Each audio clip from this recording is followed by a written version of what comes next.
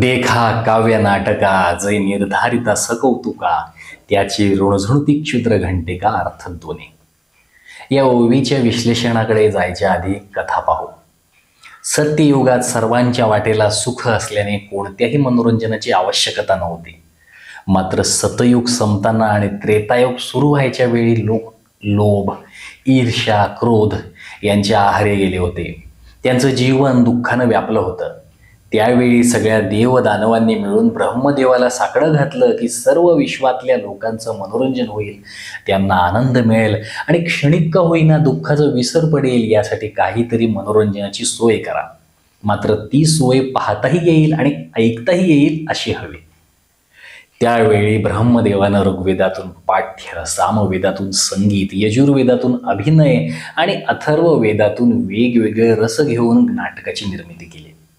त्यात भगवान शंकरानं तांडव नृत्य तर माता पार्वतीनं लास्य नृत्य हे मिसळलं आणि नाट्यशास्त्र परिपूर्ण झालं. म्हणूनच नाटकाला पाचवा वेद म्हणजे पंचमवेद म्हणतात. मात्र ती अशाच लोकांकडे सुपूर्द करायला सांगितली जी विद्वान असतील, कुशल, परिपक्व आणि मेहनती असतील. आता हे जे गुण आहे ते आजही उत्तम नाटक करायला लागू पडतात आणि कवीला सुद्धा. मूलतः संस्कृत साहित्यानुसार नाटक हा काव्याचाच एक प्रकार आहे. अत्यंत प्रसिद्ध संस्कृत सुभाषित आहे जे आपण मागे बघितलंच आहे.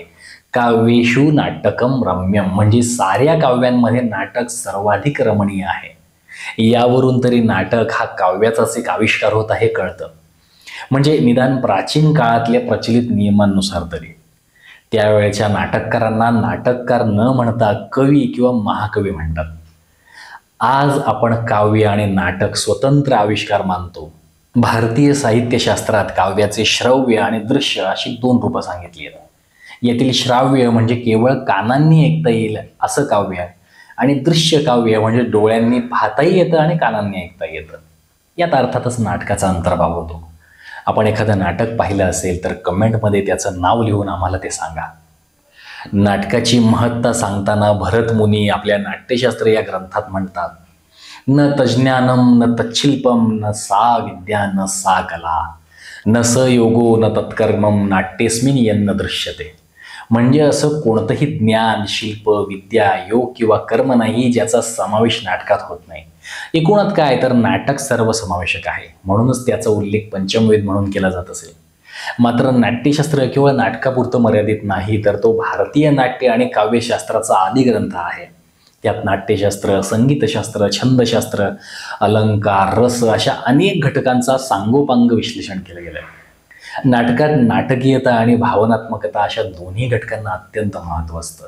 काव्यातही भावनात्मकता मुख्य अंग असतं आणि भावांमुळेच वेगवेगळ्या रसांची निर्मिती होते.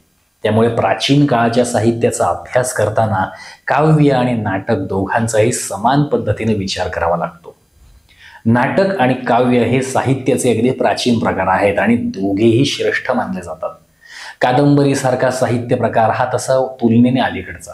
संस्कृत नाटकांमध्ये भासाचं उरुभंगम, कालिदासाचं अभिज्ञान शाकुंतलम, भवभूती लिखित उत्तर रामचरितम, शूद्रकानं लिहिलेलं मृच्छकटिकम अशी अनेक नाटकं प्रसिद्ध आहेत. संस्कृत महाकाव्यांच्या परंपरेच्या अग्रस्थानाचा सन्मान अर्थातच रामायण आणि महाभारत या दोन महाकाव्यांना मिळतो. ही दोन्हीही महाकाव्य ऋषींनी रचलेली असल्याने त्यांना आर्ष काव्यही म्हणतात. रामायणाला आदिकाव्य म्हणजेच प्राचीन परंपरेतील पहिलं काव्य मानलं जातं. काव्याच्या अभिजात आकृतिबंधाचा पहिला आणि तरीही उत्कृष्ट आविष्कार म्हणून त्याचा गौरव केला जातो. साहित्याची, त्यातही विशेषतः काव्याची ताकद ही आजच्या काळातही आपल्याला दिसून येते. बहिणाबाई चौधरी यांना अक्षर ओळख नव्हती. असाक्षर ज्याला सहजपणे अडाणी म्हणतात तशी अडाणी खेडवळबाई. तिने कधीही लेखणी उचलली नाही. एक अक्षर तिला वाचता येत नव्हतं. त्यामुळे मोठमोठी काव्य असतील, कथा, कादंबरी, नाटकं या बाईने कधी वाचलीच नाहीत. पण या बाईनं माणसं वाचली, निसर्ग वाचला, माणुसकी वाचली आणि त्याला सहज धारा फुटली ती काव्यातून. ज्ञानोबा राय, मुक्ताबाई हे त्यांच्या जिव्हाळ्याचे विषय होते. त्यामुळेच कदाचित आपल्या काव्यातून ओवी सदृश्य फॉर्मॅट सहजपणे त्यांच्या तोडून निघाला असेल. आज अशा या निरक्षर बाईच्या नावाने एक अख्खं विद्यापीठ आहे. ही थोरवी काव्याची.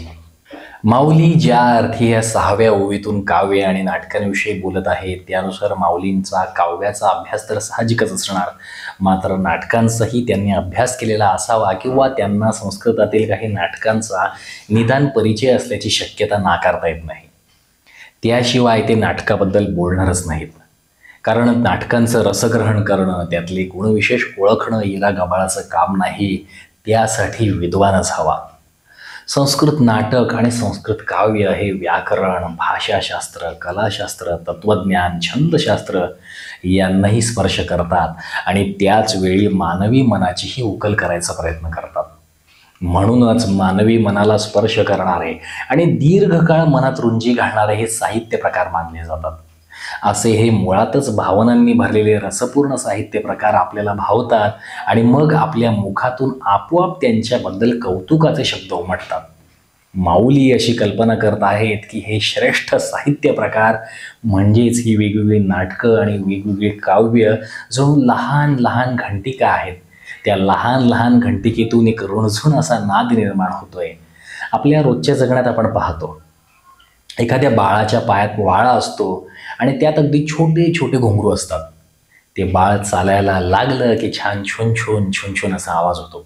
माऊली अगदी अशाच मंद नादाविषयी म्हणतायत की असा मंद मधुर नाद मनाला मोहून टाकल्याशिवाय राहत नाही. तो नाद केवळ कानी पडल्या क्षणी आनंद देत नाही, तर त्यानंतरही बराच काळ त्याच्या आनंद लहरी आपल्या मनाला सुखावून टाकत असतात. आज इतकंच. आपल्याला हे विवेचन आवडत असल्यास कमेंटमध्ये तसं लिहून कळवा. आणि हो, अजूनही आपण चॅनल सबस्क्राईब केलं नसेल तर कृपया चॅनल सबस्क्राईब करा. शेजारी असलेली घंटी दाबायला विसरू नका. म्हणजे काय होईल की पुढची ओवी आली रे आली की आपल्याला लगेच नोटिफिकेशन येईल.